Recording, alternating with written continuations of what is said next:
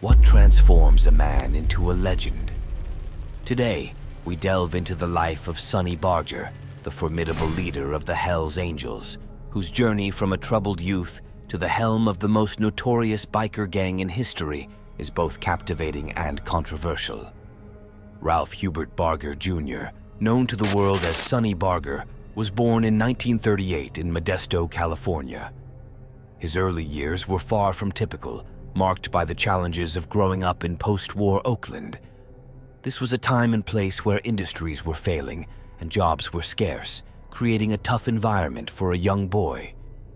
Sonny's childhood was shaped by these harsh realities, which played a significant role in molding his resilient and rebellious character. From a young age, Sonny showed a strong-willed and defiant nature. He wasn't one to follow the conventional path laid out before him. This rebellious streak led him to make the bold decision to leave school early. He wasn't interested in the traditional route of education. Instead, he was drawn to a life of adventure and unpredictability. Seeking excitement and a sense of belonging, Sonny made a daring move at just 16 years old. He enlisted in the United States Army. However, this chapter of his life was short-lived. His military career came to an abrupt end when it was discovered that he had used a fake birth certificate to enlist. This incident, though a setback, only added to the aura of rebellion and toughness that would become synonymous with Sonny Barger. In the late 1950s, a significant chapter began in the life of Sonny Barger, marking his transformation into a biker legend. He joined the Hells Angels Motorcycle Club, a group that had started in 1948 in Fontana, California. This club wasn't just any biker group. It was known for its fierce independence and a strong sense of brotherhood among its members.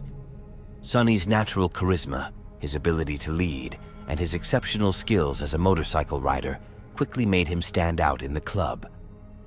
These qualities caught the attention of his fellow members, and before long, he was leading the Oakland chapter of the Hells Angels. Under his guidance, this chapter became one of the most prominent and influential in the club. The Hells Angels, with Sonny at the helm, became famous or infamous, depending on one's perspective, for their rebellious and often lawless behavior. They were involved in several high-profile events that captured public attention.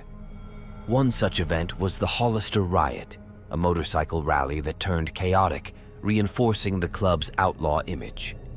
Another was the Altamont Free Concert, where the Hells Angels were hired for security, leading to a series of violent incidents that made national headlines. These events under Sonny's leadership helped shape the public's perception of the Hells Angels as a group that lived outside the norms of society, embracing a lifestyle that was both admired and feared. Sonny Barger's role in these events solidified his status as a key figure in the biker world and a symbol of the ultimate rebel biker. Sonny Barger's life was marked by a series of dramatic and often violent events that kept him in the public eye and frequently in legal trouble. His journey was not just about leading the Hells Angels. It was also filled with constant confrontations and challenges.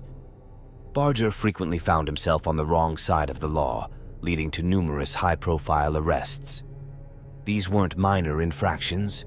They often involved serious charges that brought him into intense courtroom battles. His legal troubles were a significant part of his life story, showcasing the constant tension between his lifestyle and the law. His confrontations weren't limited to law enforcement. Barger and the Hells Angels often clashed with rival gangs. These confrontations were more than just verbal disputes.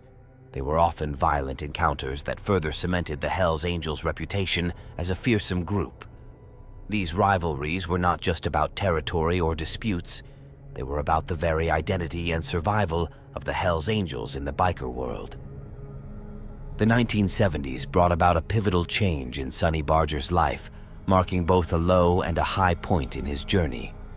This decade began with a significant setback for Barger, as he found himself entangled in legal troubles due to narcotics charges. This situation was serious enough that he had to make the difficult decision to step down temporarily from his position as the leader of the Hells Angels. However, This setback didn't dampen his spirit or diminish his influence. Instead, it seemed to fuel his determination. After a brief period away from the helm, Barger returned to lead the Hells Angels with even greater resolve. His time away from leadership did not weaken his position. Rather, it seemed to strengthen his resolve and commitment to the club. Despite facing legal battles and even serving time in prison, Barger's influence within the Hells Angels not only remained intact, but grew stronger. His ability to lead and inspire loyalty among the club members was undiminished by his personal challenges. Remarkably, Barger's leadership extended even from behind bars.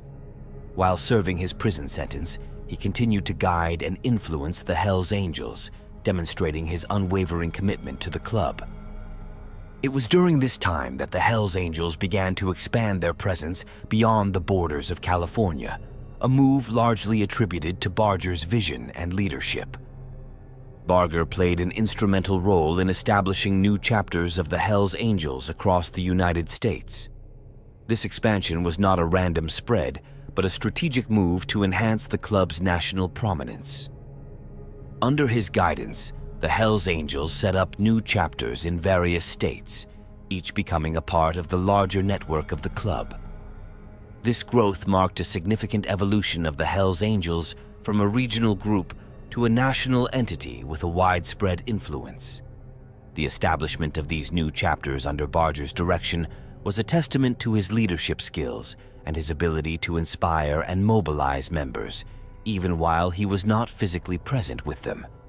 His influence reached far beyond the walls of his prison cell, ensuring that the Hells Angels' legacy continued to grow and thrive across the country. In 2022, the legendary Sonny Barger, a name synonymous with the Hells Angels and the broader biker culture, passed away after a valiant fight against cancer. His death signified the end of an era, not just for the Hells Angels, but for the entire biker world. Barger was more than just a club leader. He was an icon, a symbol of a lifestyle that many admired and some feared. Barger's legacy is complex and multifaceted. On one hand, he is revered as a pivotal figure in the biker community, known for his unwavering dedication to the Hells Angels and his charismatic leadership. He embodied the spirit of rebellion and freedom that many associate with biker culture. His influence extended beyond the Hells Angels, impacting the broader perception of bikers around the world. On the other hand, his legacy is also marked by controversy. His life was filled with legal battles, confrontations, and a lifestyle that often skirted the edges of the law. These aspects of his life story have led to a divided perception of his legacy, with some viewing him as a figure of admiration and others as a symbol of lawlessness. Despite these contrasting views, what remains undeniable is that Sonny Barger lived life on his own terms. He faced challenges head-on, never shying away from standing up for what he believed in, even if it meant going against the grain. His passing leaves behind a legacy that will continue to be discussed, debated, and remembered in the years to come.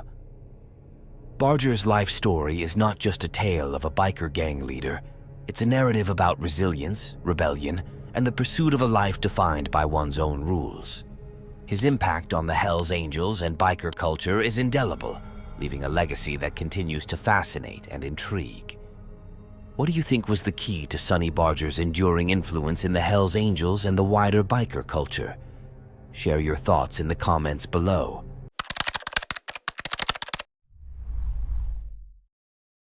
A sinister power cloaked in leather and spurred by rebellion emerged from the shadows of the 20th century. The name Hells Angels alone was enough to strike fear into the hearts of many. Their mysterious leader, Sonny Barger, seemed to live on the outside of society, constantly testing the limits of what was considered acceptable.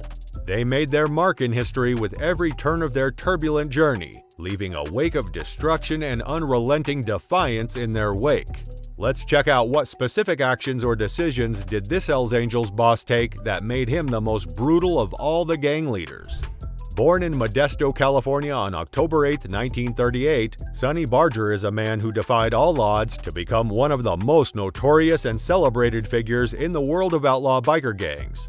His mother abandoned him and his father to raise him after 4 months when she runs off with a Trailways bus driver. His father is a day laborer who spends his nights and most of his money at waterfront bars, often bringing home women and children who have been abused.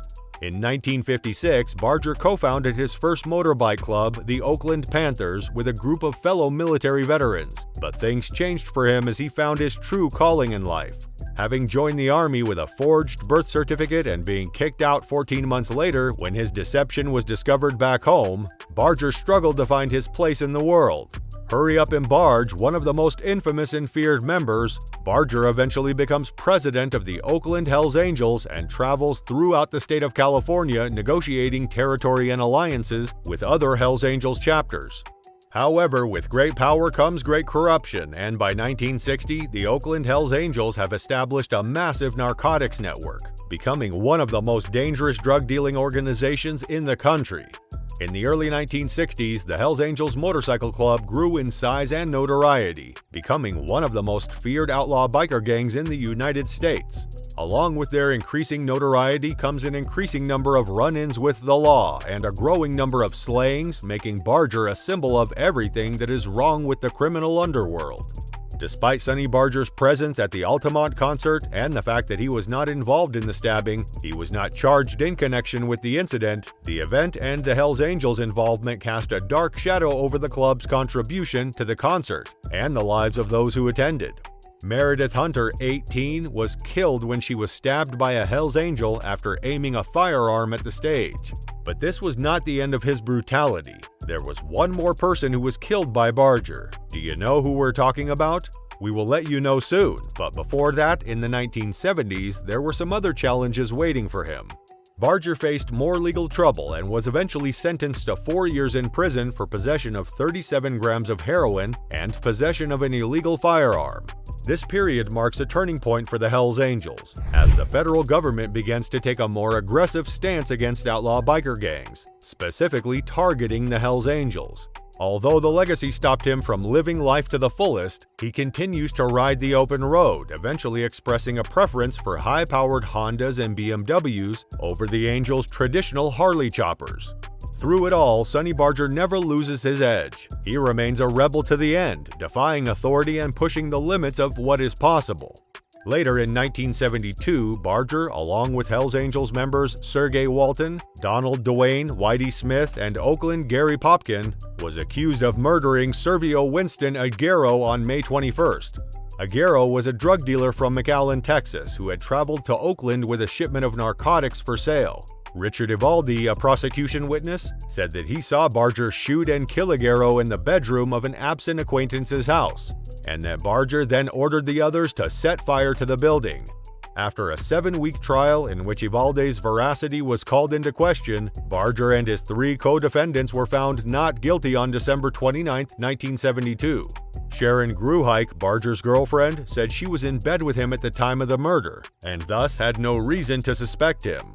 So these were some of the ruthless life decisions taken by the founder Sonny Barger. What motivated him to do that is maybe his will to establish his dominance and fear over others.